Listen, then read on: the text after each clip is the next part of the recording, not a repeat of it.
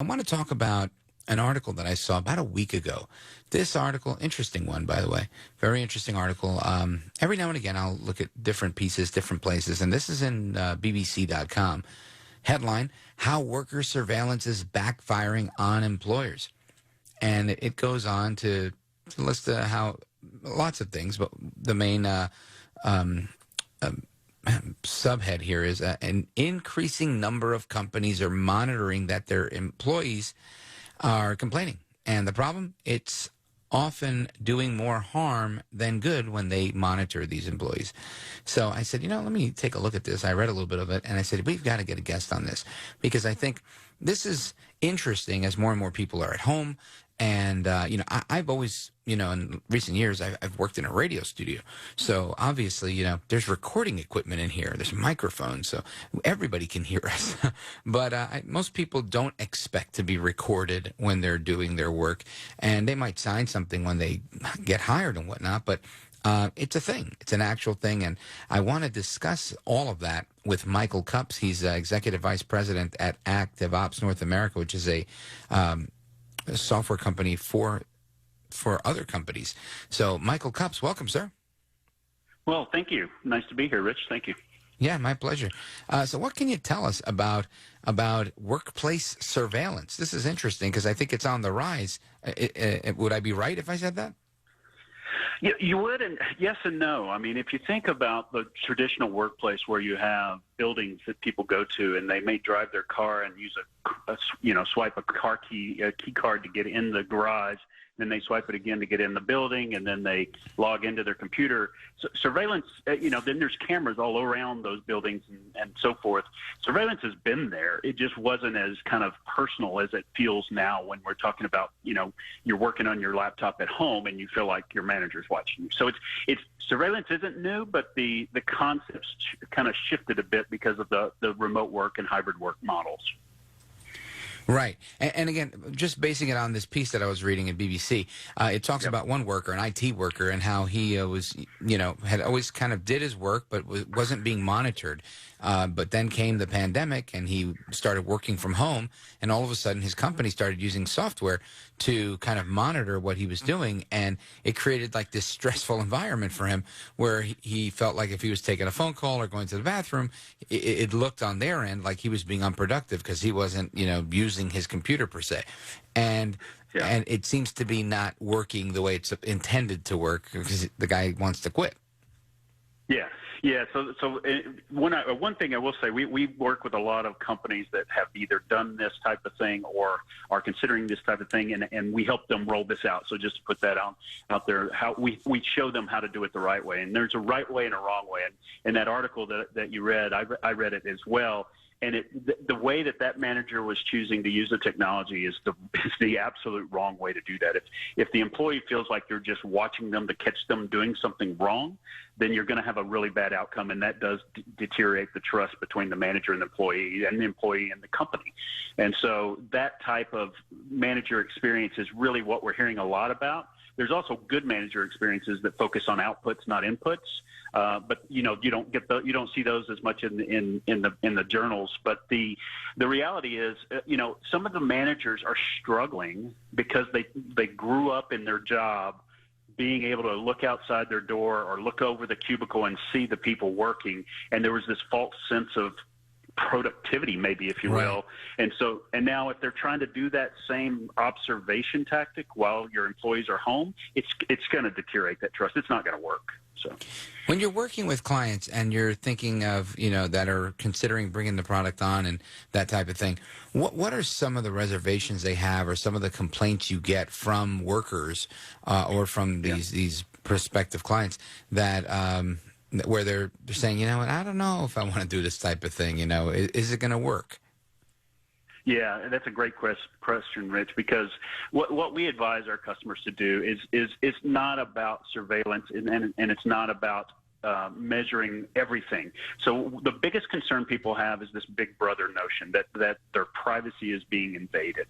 And so our consultation is always about, hey, that's not what you're in there. You're not trying to see what they're typing on the keyboard. You're not even really that interested in what's on the screen. What you're interested in is the time spent and the applications used and the outputs. How many of things that they did? If they're a claims processor, are they processing the amount of claims that you need in a day, or a loan processor, or things like that? So it's about those outputs that are the important thing to keep the business running.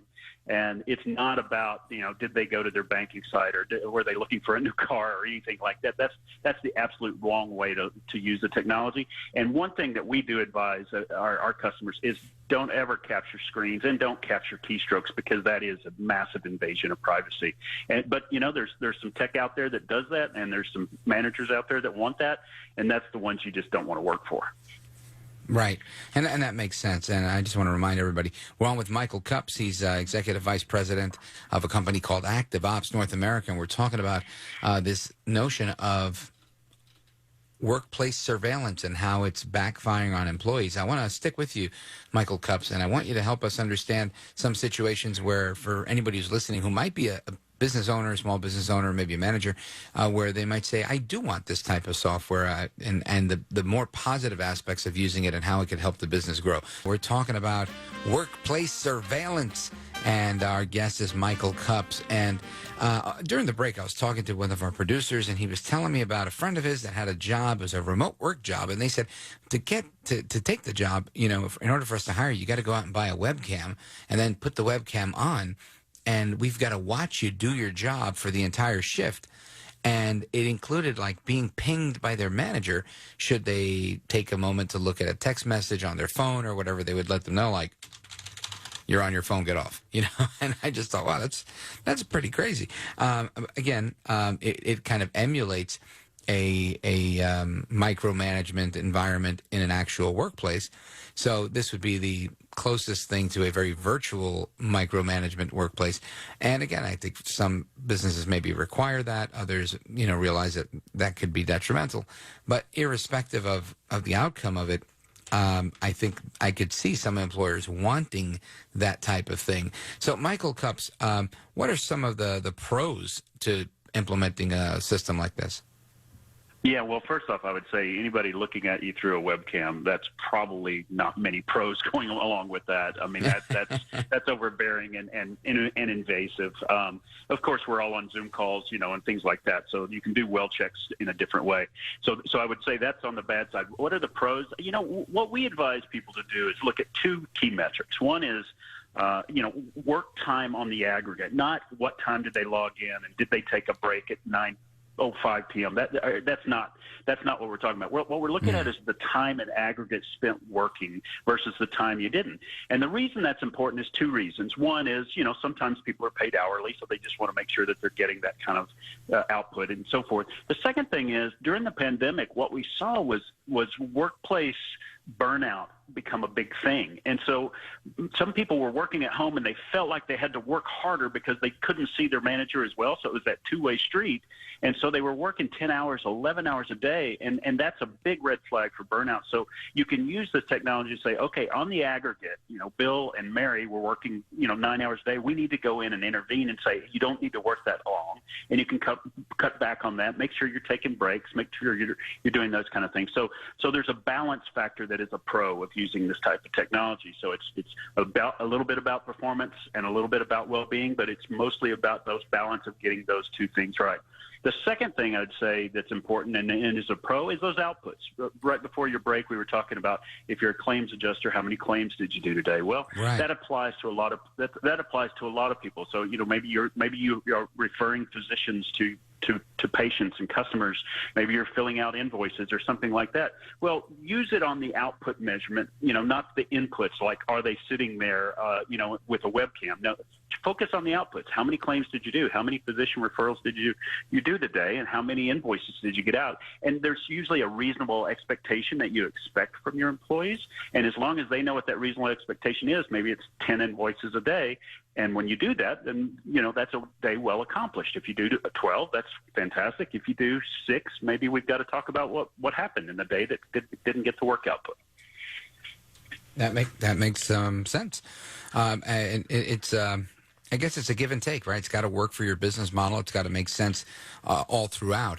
Now, when you're implementing these types of things and you get the pushback, do you do you just kind of try to smooth it out, or what's the typical, I guess, rejection to not a camera, but Yeah. something that would kind of measure this type of workflow?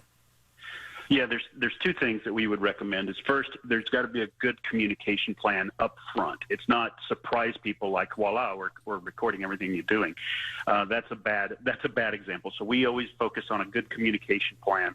Second thing we do is train the managers to use the data correctly, not punitively, not in a negative way, but what's the data for? The data is to make sure the company is healthy or the employee is healthy. And so if you use it for that purpose, then that's good. So there's manager training, which keep in mind, a lot of our managers this is all new to them too.